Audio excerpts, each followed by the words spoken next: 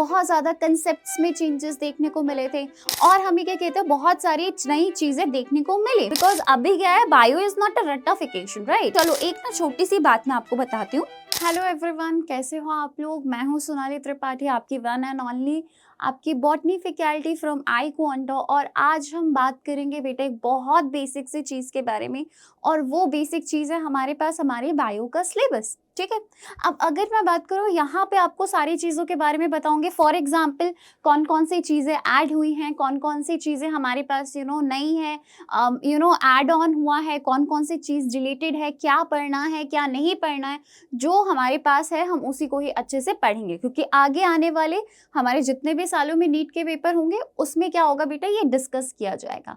But अब जैसा कि आप जानते हो कि हमारा पेपर ऑलरेडी नीट 2025 का जा चुका है, जिसमें कि बहुत ज़्यादा हमें पैटर्न में चेंजेस देखने को मिले थे, बहुत ज़्यादा कंसेप्ट्स में चेंजेस देखने को मिले थे, और हमें क्या कहते हैं बहुत सारी नई चीज़ें देखने को मिले। फॉर एग्जाम्पल अगर मैं स्पेसिफिकली अपनी बात करूँ, बॉटनी की बात करूँ, तो टेरिडोफाइट्स और हमारे पास क्या कहते हैं जो आपका ब्रायोफाइट्स, उनके लाइफ साइकिल को ऐड ऑन किया गया, जहाँ के पिछले कुछ सालों की अगर हम प्लांट किंगडम की बात करें तो उससे बहुत कम क्वेश्चंस पूछे जाते थे। तो अभी हम इस वीडियो में क्या डिस्कस करेंगे बेटा, होल बायो का सिलेबस, कौन सी नई चीज़ ऐड हुई है, कौन सी नई चीज़ नहीं ऐड हुई है, उससे हम क्या करेंगे बेटा, डिस्कस करेंगे। ठीक है, तो बने रहो और देखते रहो। क्यों? क्योंकि आई क्वांटा है तो हमें अच्छे से हर चीज़ के ऊपर क्या है, ट्रस्ट है। क्या है बच्चा, हमारे पास ट्रस्ट है और हमें पढ़ना है बहुत अच्छे से। ओके, तो चलो स्टार्ट करते हैं हम, फिर देखते हैं हमें क्या क्या पढ़ना है without wasting our time, right. तो देखो सबसे पहले बहुत नॉर्मल सी चीज़ है, अगर हम बात करें हमें लिविंग डाइवर्सिटी जो पहले नहीं पूछा जाता था, अभी भी नहीं पूछा जाता है, बहुत नॉर्मल सा कंसेप्ट है बेटा। देखो बायो को हमें कैसे पढ़ना, बायो को हमें पढ़ना है स्ट्रैटेजिकली वाइज। बिकॉज अभी क्या है, बायो इज नॉट अ रट्टाफिकेशन, right. Bio is something that you need to know, concept wise clarity होनी चाहिए। और क्लैरिटी किसके कारण होगी, मेरे कारण होगी, वर्षा मैम के कारण होगी, फिजिक्स वाले सर के कारण होगी, ठीक है, इन सब के कारण होगी। तो सबसे पहले हम डिस्कस करते हैं बेटा, हमारे पास जो एनटीए ने आपका डाला है, ठीक है, डाइवर्सिटी क्लास 11th और क्लास 12th के बायो के बारे में। चलो एक ना छोटी सी बात मैं आपको बताती हूँ। बायो को जब भी आप पढ़ो तो दो पार्ट्स में उसे हमेशा डिवाइड कर लो। जैसे कि मैंने आपको क्या बोला कि मैं कौन सी टीचर हूँ, मैं बॉटनी की टीचर हूँ, तो मैं आपको पढ़ाऊंगी जो प्लांट्स से रिलेटेड चीज़ें होंगी। ठीक है, जैसे प्लांट्स की मॉर्फोलॉजी होगी, आपके पास एनाटॉमी हो गया, ठीक है, ये सारी चीज़ें मैं आपको पढ़ाऊंगी। वहीं पे एक हमारे पास पार्ट आता है बेटा एनिमल से रिलेटेड, दैट इज जूलॉजी। वो आपको वर्षा मैम पढ़ाएंगे। उसमें हमारे पास क्या क्या चीज़ें आती है, जैसे कि ह्यूमन फिजियो हो गया, ठीक है, पूरा का पूरा ह्यूमन फिजियोलॉजी हमें पढ़ना है, रेस्पिरेटरी सिस्टम हो गया, डाइजेस्टिव सिस्टम हो गया, ये सारी चीज़ें। फिजिक्स की बात करें तो अभी फिजिक्स भी हमारे पास बहुत अच्छे तरीके से विराट सर ऑलरेडी हमें बताते हैं, नए क्वेश्चंस कराते हैं, नई तरीके से हमें चीज़ें बताते हैं। और केमिस्ट्री की बात करें तो Kriti ma'am is already, she is very good, right. तो अब हमें क्या करना है, बायो को पढ़ना है फैक्चुअल तरीके से, ऐसे पढ़ना है कि हाँ दिमाग में याद हो जाए। ठीक है, तो चलो हम देखते हैं हमारे पास सिलेबस में सबसे पहले क्या बोला है बेटा। सबसे पहले सिलेबस में हमारे पास बोला गया है कि आपको फर्स्ट चैप्टर पढ़ना है। कौन सा है वो बेटा आपका फर्स्ट चैप्टर? वो है आपका फर्स्ट चैप्टर कि लिविंग क्या होता है, लिविंग ऑर्गेनिज्म के बारे में आपसे पूछा गया है। टेक्सोनॉमी थोड़ा बहुत एक टर्म है जिसके बारे में हम थोड़ा बहुत देख लेंगे। ठीक है, ये सारी चीज़ें हो गई। लिविंग ऑर्गेनिज्म में आप में और नॉन लिविंग थिंग्स में क्या डिफरेंस होता है, ये सारी चीज़ें इस चैप्टर के अंदर है। दूसरी चीज़ जो आपको पढ़नी है वो आती है बेटा very important and very basic thing, that is 5 kingdom classification. अगर हम नीट 2025 की बात करें तो इस बार इससे रिलेटेड एक दो क्वेश्चन पूछे गए थे। बहुत अच्छा क्वेश्चन पूछा गया था। सारे के सारे जो आपके पास किंगडम्स थे, चाहे वो मोनेरा हो गया, प्रोटिस्टा हो गया, फंजाई हो गया, प्लांटी हो गया, एनिमिलिया हो गया, इनके कैरेक्टरिस्टिक्स दिए हुए थे और इनके कैरेक्टर्स के बेसिस पे आपको जज करना था, आपको बताना था कि उसका इंक्रीजिंग और डिक्रीजिंग ऑर्डर कौन सा होगा। वेरी गुड क्वेश्चन, एनटीए ने बहुत अच्छा क्वेश्चन बनाया था। नीट का पेपर अच्छा था, बायो का तो बहुत अच्छा था। ठीक है, और जो भी लोग बोल रहे हैं कि एनसीईआरटी से बाहर आया, नहीं बच्चा, सारी चीज़ें आपको एनसीईआरटी में मिलेंगी। चाहे वो रिडक्शनिस्ट बायोलॉजिस्ट हो गया हमारे पास, चाहे वो आपके पास क्या कहता है हमारे पास फेटर्नल ट्विंस के बारे में हो गया। बहुत कॉमन सी चीज़ें, बहुत बेसिक सी चीज़ें जो हर एक टीचर अपने कंसेप्ट में या अपने वीडियो में बताता है, चाहे वो ऑफलाइन हो गया चाहे वो ऑनलाइन हो गया। ठीक है, चलो इसके बाद हमारे पास आता है बेटा वेरी इंपॉर्टेंट चैप्टर। अगर मैं बॉटनी की बात करूँ, इस बार जो देखा गया है, जिसका वेटेज काफी अच्छा था, 3 से 4 क्वेश्चन हमारे पास डायरेक्टली पूछे गए और एकदम डिट्टो पूछ लिए गए। ठीक है, एक हमारे पास था सारे के सारे एग्जाम्पल्स, जैसे कि जिम्नोस्पर्म्स का हमारे पास क्या एग्जाम्पल है, गिंको हो गया, ठीक है, सेल्विनिया हो गया, सेल्विया हो गया, ठीक है, इसके एग्जाम्पल से रिलेटेड हमारे पास मैच दी फॉलोइंग क्वेश्चन पूछे गए थे, राइट। तो हमारे पास क्या कहते हैं, अब हमें क्वेश्चन का पैटर्न देख के ये पता चल गया कि टेरिडोफाइट्स एंड ब्रायोफाइट्स का जो आप ये कह सकते हो जो हमारे पास लाइफ साइकिल है वो कितना इंपॉर्टेंट है, वो चीज़ हमें पता चल गया इसमें। जब हम बात करते हैं बेटा हमारे पास वेरी इंपॉर्टेंट आपके पास क्या कहते हैं एनिमल किंगडम की बात करें, तो एनिमल किंगडम ट्रेंड को देखते हो ये देखा गया कि हाँ ठीक है एनिमल किंगडम से 1-2 क्वेश्चन पूछ ले गए but not more than that. ठीक, इसके बाद अगर हम आगे बात करते हैं बच्चा, हमारे पास आता है हमारे सेकेंड यूनिट क्लास 11th का, ठीक है, जैसे हम क्या कहते हैं बेटा, जैसे हम कहते हैं मॉर्फोलॉजी। ये हमारे पास बेसिकली टोटली डिपेंड है आपका बॉटनी, ठीक है। मॉर्फोलॉजी के बारे में हम देखते हैं what is morphology. Morphology basically होता है बेटा एक्सटर्नल, देखो ये मेरा क्या है, ये आपको सामने से दिख रहा है ना कि मेरी 2 आंखें, 1 नाक, 1 मुंह है ना, ये सारे ह्यूमंस के साथ होता है। तो ये क्या है, मैंने सामने से देख के बता दिया सारी चीजें। तो यही चीज हम प्लांट्स के साथ करेंगे भाई, लीव्स किस तरीके से होती हैं और उनका रूट्स का क्या स्ट्रक्चर होता है, फ्लावर्स कैसे होते हैं, ठीक है। बहुत अच्छा क्वेश्चन इस बार पूछा गया था एक्टिनोमॉर्फिक के बारे में, जाइगोमॉर्फिक के बारे में, फ्लोरल फॉर्मूला हम पढ़ेंगे। The one thing that you have to be जो आपको इसमें ध्यान देना है मॉर्फोलॉजी में जो ऐड हुआ है, ठीक है, जो हमारे पास ऐड हुआ है वो क्या है कि आपको प्रैक्टिकल सिलेबस के बारे में थोड़ा सा रेलेवेंस होना चाहिए। फॉर एग्जांपल अगर मैं आपको सनफ्लावर दिखा रही हूँ, सनफ्लावर के पत्ते दिखा रही हूँ, या सनफ्लावर का अगर मैं आपको रे फ्लोरेट्स दिखा रही हूँ, तो आपको पता होना चाहिए कि उसके अंदर क्या है, कौन सा इन्फ्लोरेसेंस है, ठीक है, उसके अंदर क्या चीज़ें चेंज हुई हैं, ये सारी चीज़ें आपको पता होना चाहिए। जो टेक्निकल टर्म्स होता है ना वो, अब हमें कौन कौन सी फैमिली को पढ़ना है, वेरी इंपॉर्टेंट, जो कि इस बार ऐड किया गया है। यानी कि अगर आप 2026 देने का सोच रहे हो तो आपको क्या करना है, आपको इस वीडियो को देखना है, क्या चीजें ऐड की गई हैं एज अ बॉटनी के तौर पे, ठीक है।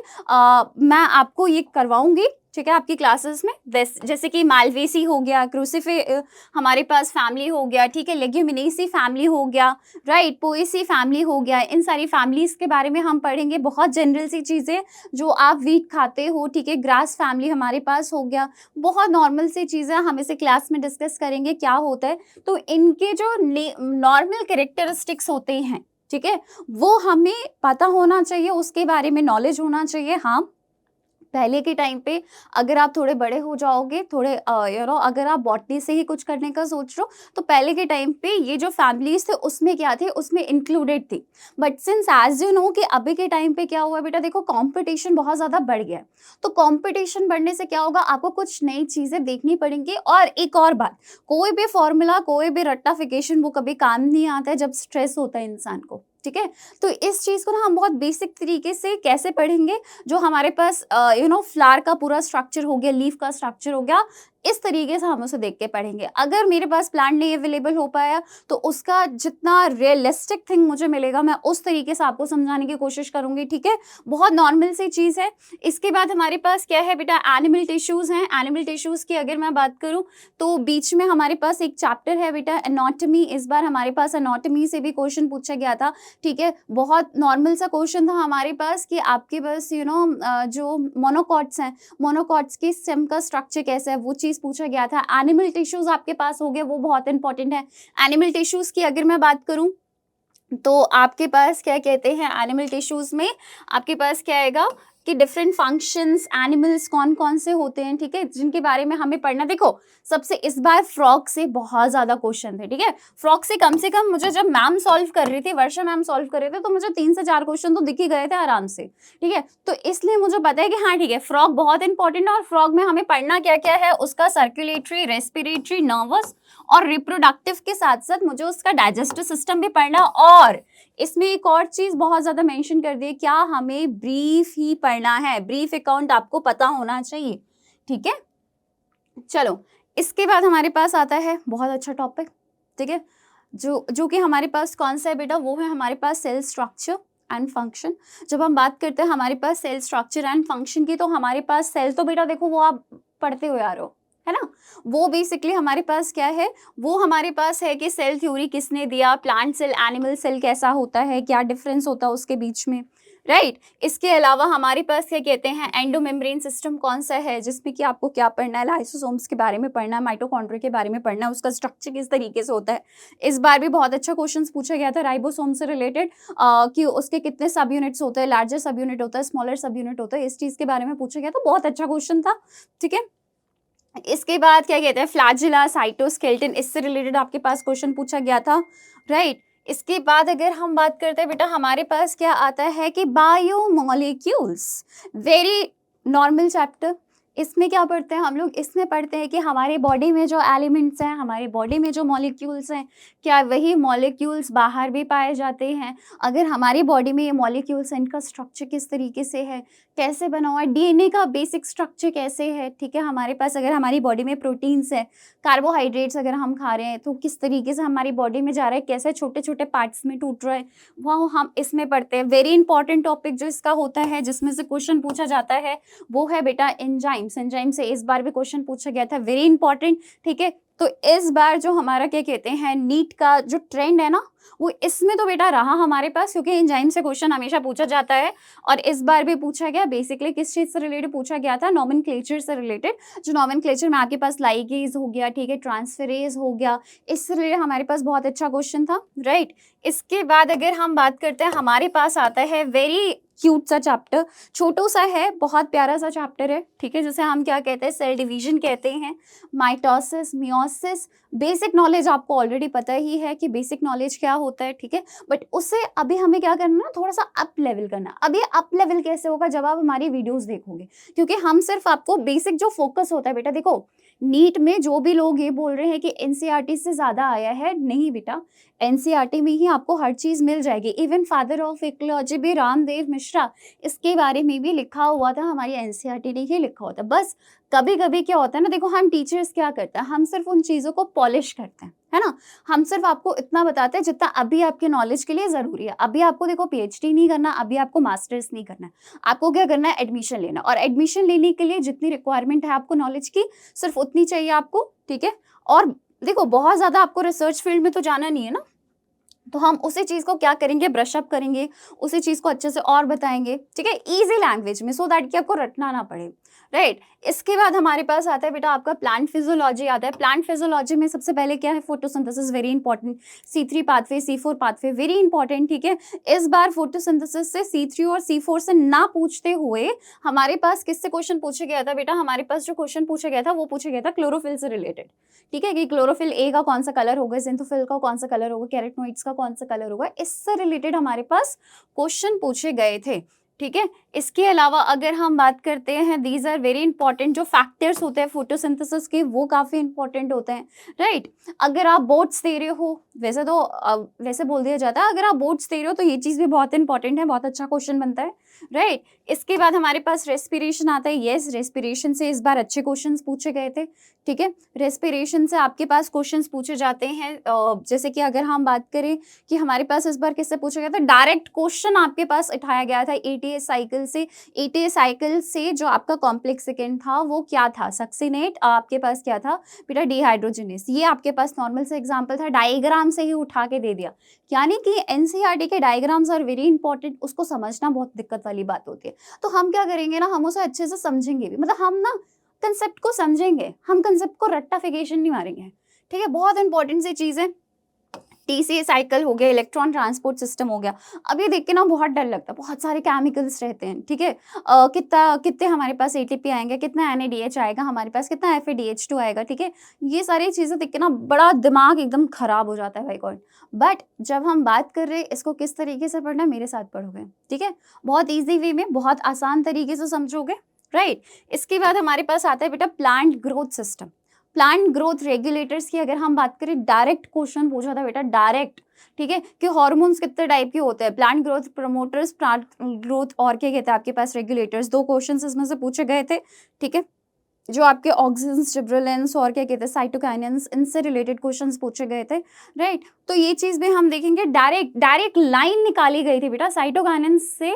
आपका जो फंक्शन था ना, उसके फंक्शंस जो दिया रहता है एंड में, उससे पूरी एक लाइन निकाल के मतलब लगा दी थी हमारी नीट ने, राइट। तो इससे रिलेटेड इसका सीक्वेंस कैसे है, डेवलपमेंट प्रोसेस किस तरीके से है, राइट, इनका रेगुलेशन किस तरीके से होता है, और आपके पास क्या कहते हैं एपिकल डोमिनेंस क्या होता है, ये सारी चीज़ें हैं इसमें, ठीक है। तो ये जो पार्ट है ना, ये पार्ट आपको मैं बताऊंगी। ये सारा जो पार्ट है ना बेटा, ये है आपके पास बॉटनी का पार्ट, राइट। अब इसके बाद हमारे पास आता है बेटा ह्यूमन फिजियोलॉजी। ह्यूमन फिजियोलॉजी की अगर मैं बात करूं तो ह्यूमन फिजियोलॉजी में हमें क्या पढ़ना है, देखो बेटा पहले के चैप्टर्स में क्या था, पहले के एनसीईआरटी में डाइजेशन भी था, बट जब से न्यू एनसीईआरटी आई है तो उसमें कोई भी जो पुराना पार्ट है वो इंक्लूडेड ही नहीं है, राइट। तो देखो सबसे पहले हमारे पास क्या है, ब्रीदिंग एंड रेस्पिरेशन है। इसके अंदर आप क्या देखोगे, रेस्पिरेटरी ऑर्गन्स के बारे में देखोगे, मैकेनिज्म देखोगे ब्रीदिंग के बारे में, और बहुत अच्छी चीज़ क्या, जो डिसऑर्डर्स है ना बेटा, इस बार ये भी देखा गया कि ये जो डिसऑर्डर्स होते हैं ना, इन डिसऑर्डर्स से भी क्या था, क्वेश्चन था, ठीक है। अब ये डिसऑर्डर से रिलेटेड क्वेश्चन किसी भी से भी हो सकता है, चाहे वो आपके पास ब्रीदिंग हो गया, चाहे वो आपके पास बॉडी फ्लूइड्स हो गया, ठीक है, चाहे वो आपके पास क्या हो गया, एक्सक्रीटरी हो गया। इनके जो डिसऑर्डर्स होते हैं ना, इनसे क्वेश्चन पूछ लिया जाता है और मैच द फॉलोइंग में पूछा जाता है, राइट। इसके बाद क्या कहते हैं, बॉडी फ्लूइड्स से रिलेटेड आपके पास क्वेश्चन था। हमारे पास क्या कहते हैं, जो हार्ट से रिलेटेड आपके पास क्वेश्चन थे, ठीक है, कि ईसीजी किस तरीके से होता है, कार्डियक आउटपुट किस तरीके से होता है, ब्लड वेसल्स एंड ऑल, ये सारी चीज़ें थी।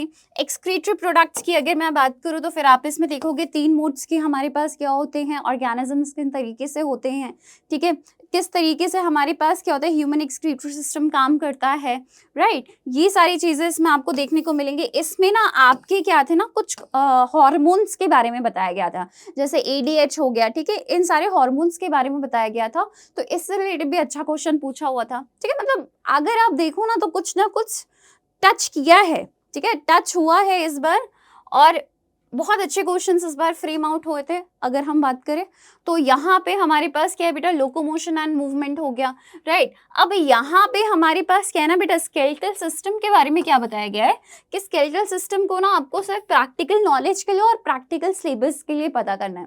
जैसे कि अगर हम बात करें कि हमारे पास क्या है कि हाँ ठीक है, यहाँ पे हमारे पास कौन सा बोन है, यहाँ पे हमारे पास कौन से बोन्स है, इधर हमारे पास कौन से बोन्स हैं, ठीक है, इस चीज़ के बारे में आपको पता होना चाहिए, इससे रिलेटेड। और हाँ, जो इसके डिसऑर्डर्स है बेटा, वो डिसऑर्डर्स काफ़ी इंपॉर्टेंट है। जॉइंट्स के बारे में आपको देखना बहुत नॉर्मल से ही चीज़ है, जब भी हम स्केलेटल सिस्टम पढ़ाते हैं तो हम जॉइंट्स के बारे में पढ़ाते ही पढ़ाते हैं, ठीक है। इसके बाद आपके पास क्या है बेटा, इसके बाद आपके पास है न्यूरल कंट्रोल एंड कोऑर्डिनेशन, जिसमें आपका न्यूरॉन आ गया, ठीक है। आपको न्यूरॉन के स्ट्रक्चर के बारे में पढ़ना है, किस तरीके से वो काम करता है, राइट। इसके बाद आपका क्या कहते हैं, कंडक्शन ऑफ नर्व इम्पल्स किस तरीके से है, ये चीज़ हो गया इसके अंदर, राइट। तो ये चीज़ है हमारे पास पढ़ने लायक। इसके बाद अगर हम बात करें केमिकल कोऑर्डिनेशन एंड रेगुलेशन, तो इसमें आपका इस बार क्वेश्चन पूछा था, अच्छा क्वेश्चन पूछा था इस चैप्टर से, ठीक है। हमारे पास क्या कहते हैं, थायराइड, पैराथायराइड, एड्रिनल ग्लैंड हो गया, ठीक है। यहीं पे ही हमारे पास क्या कहते हैं, जो वेरी इंपॉर्टेंट कि आपको इसमें क्या देखना है बेटा, जो डिजीजेस है ना और उनको ब्रीफ में पढ़ना, उनके जो डिसऑर्डर्स है ना उनके बारे में आपको पता होना चाहिए, राइट। उसके बारे में आपको आइडिया होना ही होना चाहिए, फाइन। अब इसके बाद आते हैं हम अपने क्लास 12th के सिलेबस में। क्लास 12th की अगर हम बात करें, जो फर्स्ट चैप्टर आपका आता है वो आता है बॉटनी से। इस बार भी इससे क्वेश्चन पूछा गया था, ठीक है, 2-3 क्वेश्चन से पूछे गए थे, जैसे पॉलिनेशन से रिलेटेड पूछा गया था आपके पास, और क्या कहते हैं एम्ब्रोसाक से रिलेटेड क्वेश्चन पूछा गया था। सो इट मेक्स, ये तो हमेशा इंपॉर्टेंट पार्ट होता ही होता है, ठीक है। इंपॉर्टेंट टॉपिक होता है sexual reproduction in flowering plants, हमारे पास चैप्टर का नेम है, राइट। अब इसके अंदर पॉलन पिस्टल इंट्रैक्शन हो गया, डबल फर्टिलाइजेशन हो गया, पोस्ट डेवलपमेंट हो गया, राइट, माइक्रोस्पोरोजेनेसिस हो गया, मेगास्पोरोजेनेसिस हो गया, ये तो हमें देखना ही देखना है, ठीक है। इसके बाद हमारे पास क्या हो गया बेटा, इसके बाद हमें mode of, special mode of apomixis, इसके बारे में हमें पढ़ना है, राइट। पार्थिनोकार्पी क्या होता है, इसके बाद पॉलीएम्ब्रियोनी क्या होता है, ये सारी चीज़ें। इसके बाद अगर हम बात करें बेटा ह्यूमन रिप्रोडक्शन में इस बार जो क्वेश्चन पूछा गया था वो एम्ब्रियो के फॉर्मेशन से रिलेटेड पूछा गया था, जो कि हमेशा हर साल लगभग ऐसा ही होता है, ठीक है। आपके पास गैमेटोजेनेसिस से, नहीं तो आपके पास एम्ब्रियोजेनेसिस से क्वेश्चन पूछा जाता है, राइट। तो अगर हम बात करें स्पर्मेटोजेनेसिस, oogenesis, मेंस्ट्रुअल साइकिल से इस बार क्वेश्चन पूछा गया था, ठीक है। इसके बाद हमारे पास किस तरीके से डेवलपमेंट होती है, ब्लास्टोसिस्ट का फॉर्मेशन किस तरीके से होता है, राइट। आपके पास इम्प्लांटेशन किस तरीके से हो रहा है, ये सारी चीज़ें हमारे पास हो गई, ओके। इसके बाद अगर हम बात करें, आपको जो प्लेसेंटा का फॉर्मेशन है उसका आपको बहुत एकदम ब्रीफ में जाने की जरूरत नहीं है। उसमें आपको क्या पढ़ना, उसका एलिमेंट्री आइडिया आपको लेना है। पार्चुरेशन की अगर हम बात करें तो उसका भी आपको आइडिया होना चाहिए, और लैक्टेशन की भी अगर हम बात करें तो उसका भी आपको क्या होना चाहिए, एलिमेंट्री आइडिया होना चाहिए, ठीक है। इसके बाद हमारे पास क्या आता है बेटा, रिप्रोडक्टिव हेल्थ। रिप्रोडक्टिव हेल्थ की अगर हम बात करें तो एसटीडीज के बारे में आपको पता होना चाहिए, क्या ज़रूरत है रिप्रोडक्टिव हेल्थ की, ठीक है। मेथड्स कौन कौन से होते हैं, मेडिकल टर्मिनेशन क्या होता है, ठीक है। और ये जो टेक्निक्स है यानी कि आईवीएफ, ज़िफ्ट, गिफ्ट, ये बहुत इंपॉर्टेंट है, ठीक है। और इसका भी आपको क्या होना चाहिए, जनरल अवेयरनेस से रिलेटेड आपका जो एलिमेंट्री आइडिया है वो आपको पता होना चाहिए, ठीक है। इसके बाद अगर हम बात करें बेटा, हमारे पास क्या है, very interesting topic of class 12, that is evolution and the genetics, ठीक है। तो अब हम अगर बात करें, हमारे पास क्या आता है, सबसे पहले आता है heredity and variation, principles of inheritance, right. जिसमें कि आपके पास, आप किसके बारे में पढ़ोगे, आप मेंडल के 3 लॉज के बारे में पढ़ोगे। फिर आप देखोगे कि अच्छा ठीक है, उसके कुछ ड्रॉबैक्स भी थे। फिर आप देखोगे कि अच्छा ठीक है, जैसे आपने सुना होगा ना कि अच्छा ठीक है, डायबिटीज मुझे है बट मेरे होने वाले कुछ जनरेशन्स को भी है, किस तरीके से है, तो इस चीज़ के बारे में आप पढ़ोगे। पेडिग्री एनालिसिस होता है, उसके बारे में आप पढ़ोगे, ठीक है। Chromosome theory of inheritance, sex link diseases कौन कौन सी होती हैं, क्रोमोसोमल लिंक डिजीजेस कौन कौन सी होती हैं, ठीक है। पेडिग्री, इस बार जो क्वेश्चन पूछा गया था वो पेडिग्री से पूछा गया था बेटा, तो ये भी आप देखोगे, ठीक है। और ये जो सिंड्रोम है, डाउन सिंड्रोम हो गया, टर्नर्स सिंड्रोम हो गया, इसके बारे में भी आपको पढ़ना होगा, राइट। फिर हमारे पास आता है वेरी इंपॉर्टेंट वेटेज वाला चैप्टर जिसकी हम बात कर रहे हैं। वेल हमारे पास मॉलिक्यूलर बेसिस ऑफ इनहेरिटेंस आ रहा है, जिसमें आप स्ट्रक्चर देखोगे, आरएनए डीएनए का ट्रांसक्रिप्शन देखोगे, ठीक है। हमारे पास क्या है, ट्रांसक्रिप्शन आप पढ़ोगे। ट्रांसक्रिप्शन के बाद आप क्या पढ़ोगे, जेनेटिक कोड पढ़ोगे, ट्रांसलेशन पढ़ोगे। और इस बार तो आपके पास क्वेश्चन भी था, डायरेक्ट था, ठीक है, कि आपके पास ट्रांसक्रिप्शन जो एमआरएनए हमारे पास बनता है, एचएनआरएनए से जो आपके पास एमआरएनए बन रहा है, तो वो कौन कौन से प्रोसेस से जा रहा है, स्प्लाइसिंग, कैपिंग, ठीक है, पॉलीहाइड्रेशन, डिहाइड्रेशन, ठीक है, उस प्रोसेस को हम लोग पढ़ेंगे। उससे रिलेटेड आपके पास इस बार क्वेश्चन पूछा गया था, राइट। जीनोम आपके पास हो गया, ह्यूमन जीनोम प्रोजेक्ट हो गया, ये इससे रिलेटेड क्वेश्चन भी पूछे जाते थे, ठीक है, लास्ट से लास्ट ईयर में। अगर हम बात करें, हमारे पास प्रोटीन बायोसिंथेसिस किस तरीके से बन रहा है, ये एक नई चीज़ ऐड की गई है डीएनए फिंगरप्रिंटिंग के बाद, ठीक है, ये चीज़ भी हमें पढ़नी है यहाँ पे। इसके बाद अगर हम बात करें बेटा इवोल्यूशन की, तो इवोल्यूशन तो देखो आपको पता ही है कि हम कैसे आए इस दुनिया में, ठीक है, हम कैसे थे, क्या हम ऐसे ही आ गए थे कि हम कुछ पार्ट्स में आए थे, ये सारी चीज़ें आपके पास बताई गई एवोल्यूशन में। हम बंदर से इंसान कैसे बन गए, नहीं तो अभी मैं भी क्या कहते हैं, पेड़ों के ऊपर से चल रही होती, राइट। मैं, आप, हम सब लोग ऐसे आप कैमरे के पीछे नहीं होते और मैं कैमरे के सामने नहीं होते, हम सब लोग क्या कहते हैं, पेड़ के ऊपर उछल रहे होते और फिर वो खा रहे होते, बनाना खा रहे होते और मज़े करते हैं, ठीक है, कोई टेंशन नहीं, सब एकदम चिल, राइट। तो हमारे पास क्या है, ओरिजिन ऑफ लाइफ किस तरीके से हुआ, राइट, सबसे पहली चीज़ जो आपको पढ़नी है। इसके बाद आपके पास क्या है, बायोलॉजिकल एविडेंस कैसा है हमारे पास, ठीक है, ये आपको पढ़ना है। आपके पास कंपैरेटिव एनाटॉमी, आपके पास एम्ब्रियोलॉजी और मॉलिक्यूलर एविडेंस के थ्रू आपको पता होना चाहिए, ठीक है, आपको क्या कहते हैं, इसके थ्रू पता होना चाहिए। डार्विन्स का क्या कॉन्ट्रीब्यूशन था, आपको ये पता होना चाहिए। इसके बाद अगर हम बात करें मॉडर्न सिंथेटिक थ्योरी, इसके बारे में, ठीक है, वेरिएशन किस तरीके से होता है, mutation and recombination, natural selection, ठीक है, टाइप्स ऑफ नेचुरल सिलेक्शन, ये इंपॉर्टेंट है। इसके बाद हमारे पास क्या है बेटा, adaptive radiation, human evolution, gene flow and genetic drift, Hardy Weinberg's principle rule, ये सारी चीज़ें क्या है, ये सारी चीज़ें आपको पढ़नी है और ये ना आपको बड़े होने तक पढ़नी है, ठीक है, मतलब ये बड़ी क्लासेस में भी पढ़ाया जाता है अगर हम बात करें। इसके बाद हमारे पास आता है बेटा बायोलॉजी एंड आपके पास क्या है, ह्यूमन वेलफेयर। अब इसमें सबसे फेवरेट चैप्टर जो मेरा कभी था वो था आपके पास कौन सा, डिजीजेस वाला, ठीक है, बड़ा मज़ा आता था देखने में। अब अगर हम बात करें, इसमें आपके पास कुछ डिजीजेस बता दी गई हैं, जैसे कि हमारे पास क्या है, पैथोजेंस है, पैरासाइट्स हैं, ठीक है, मलेरिया, स्कैरिसिस, टाइफाइड, निमोनिया, जैसे कि मुझे भी कई बार हुआ है, मलेरिया हो गया, क्यों हुआ है, कैसे हुआ है, किस तरीके से हुआ है, ठीक है। तो ये सारी चीजें हम इसमें पढ़ेंगे। हम बेसिकली क्या करेंगे बेटा, अपने से उसको कनेक्ट करने की कोशिश करेंगे। इसी तरीके से हम बायो को देखते हैं। बायो क्या है बच्चा, हर जगह है। मैं तुम हर जगह क्या है, बायो है, राइट। तो देखो, इसके बाद आपके पास इम्यूनोलॉजी हो गया, ठीक है। वैक्सीन्स किस तरीके से बनते हैं, कैसे काम करती हैं, ये सारी चीजें हो गई। HIV, AIDS, tobacco, alcohol, adolescence, इन सारी चीजों से रिलेटेड है। जब हम बात करें माइक्रोब्स इन ह्यूमन वेलफेयर, इससे रिलेटेड आपके पास क्वेश्चन पूछा गया था, ठीक है। इसके बाद आपके पास क्या है, इसमें आप देखोगे सीवेज ट्रीटमेंट, एनर्जी जनरेशन किस तरीके से होगा, बायो कंट्रोल एजेंट्स के और बायो फर्टिलाइजर्स के बारे में हम पढ़ेंगे, राइट। देन हमारे पास आता है अगेन वेरी इंटरेस्टिंग टॉपिक, जिसका एक अलग रूट भी बन जाता है हमारे पास आगे जाके, जिसे हम कहते हैं बायोटेक बेटा।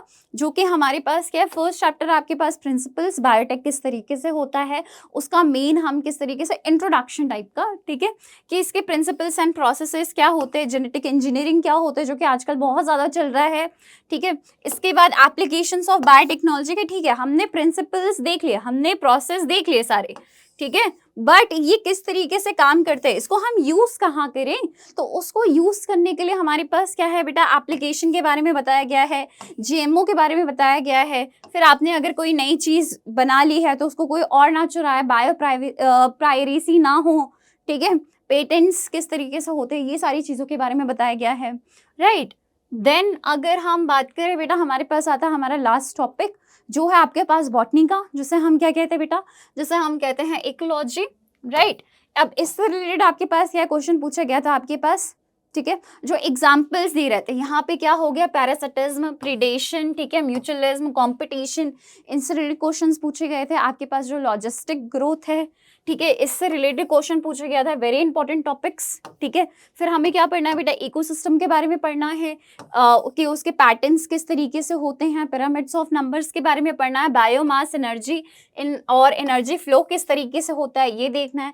फिर हमारे पास क्या है बेटा, बायोडाइवर्सिटी एंड इट्स कंजर्वेशन है। बायोडाइवर्सिटी एंड इट्स कंजर्वेशन की अगर हम बात करें तो हमारे पास क्या क्या पैटर्न्स देखने को मिलते हैं, क्या इंपॉर्टेंस होता है बायोडाइवर्सिटी का, क्या हॉटस्पॉट्स हैं, ठीक है। इससे भी रिलेटेड आपके पास क्वेश्चन पूछा गया था डोडो के बारे में, ठीक है। मैच दी फॉलोइंग आपके पास देखा गया था, ठीक है, कि किस तरीके से क्वेश्चंस पूछे गए हैं। इंडेंजर्ड ऑर्गेनिजम्स कौन कौन से हैं, रेड डेटा बुक आपके पास क्या है, इससे रिलेटेड। तो ये था बेटा हमारे पास पूरा का पूरा हमारा बायो का सिलेबस। अब देखो, सबसे सिंपल से चीज़ आती है कि मैम इतनी सारी चीज़ें हम याद कैसे रखेंगे, ठीक है। तो ये जो पूरा का पूरा सिलेबस है ना, ये पूरा देखो, बायो पढ़ना ना बायो के बच्चों के लिए बहुत ज़्यादा मुश्किल नहीं होता है, बहुत आसान होता है, ठीक है। बट यहाँ पे चीज़ें कहाँ पे फंसते हैं, जब हमें छोटी छोटी, जब देखो, जब आप पेपर में बैठे होगे ना, आपको A ऑप्शन भी सही लग रहा होगा, C ऑप्शन भी सही लग रहा होगा, तब आएगी दिक्कत। तो उस चीज़ में आपको क्या चाहिए, उस चीज़ में आपको चाहिए कंसेप्ट की क्लैरिटी। और कंसेप्ट की क्लैरिटी आपको तभी होगी जब आप NCERT की लाइंस पढ़ोगे। हाँ, NCERT की एक लाइन से बेटा 10-10 लाइनें निकलते हैं, 10-10 मतलब निकलते हैं, दैट इज सो ट्रू।